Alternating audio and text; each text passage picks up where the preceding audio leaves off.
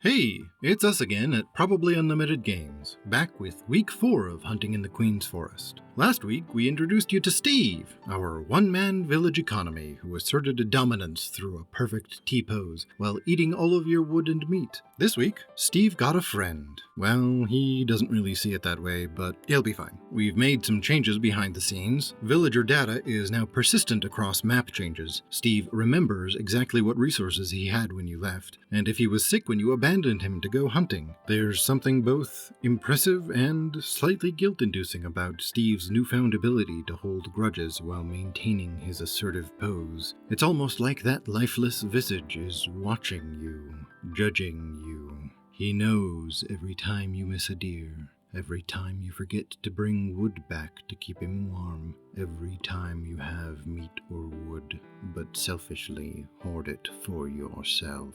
He knows.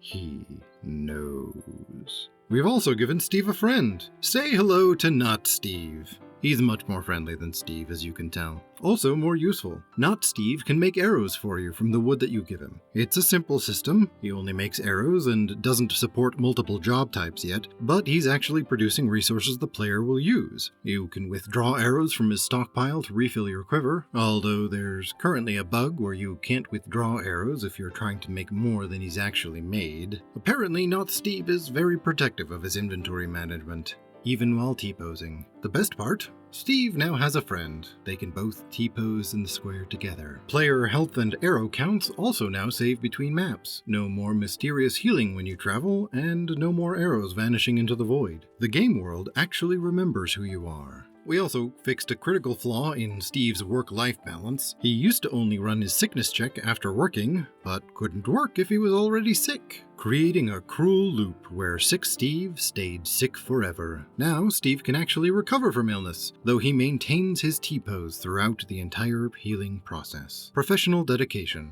at its finest. We also changed the town manager to a list system, which sounds incredibly boring, but makes adding new villagers much easier. This is how we added Not Steve. Steve probably doesn't appreciate the competition, but at least the infrastructure is ready for when we flesh out the rest of the village. While Steve remains our test dummy, Not Steve has enabled us to start introducing more advanced mechanics. He remembers your resource allocation decisions and uses those resources to craft the arrows that you need to go out to get more resources. The perfect gameplay loop. All while attempting to displace Steve's dominance over the town square. At this point, Steve is feeling pretty threatened by Not Steve. He's basically the ideal employee. Shows up every day, does his job regardless of personal comfort, never complains, and maintains perfect posture throughout his entire shift. Next week, we're diving into some bigger systems, implementing a proper day-night cycle, automating worker schedules so Steve doesn't need to be manually told when to work, and fixing our resource consumption so Steve actually has to eat every day instead of just once. We're also working on getting the deer to behave more realistically. Apparently, Tim got frustrated that he couldn't hit running deer, so now they'll walk peacefully until they spot you, and then panic and run. Much more sporting.